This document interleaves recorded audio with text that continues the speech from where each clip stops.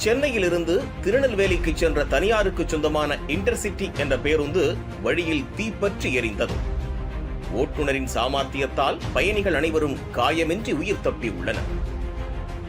பேருந்து மதுரை அருகே கள்ளிக்குடி அருகே சென்று கொண்டிருந்த போது என்ஜினிலிருந்து தீ வருவதைக் கண்ட ஓட்டுநர் பேருந்தை சாலையில் ஓரமாக நிறுத்தி பயணிகள் அனைவரையும் பத்திரமாக இறக்கிவிட்டுள்ளார். இதைத் தொடர்ந்து தீ பேருந்தின் நாலாபுறமும் மளமளவென பரவி கொழுந்துவிட்டு எரிந்துள்ளது.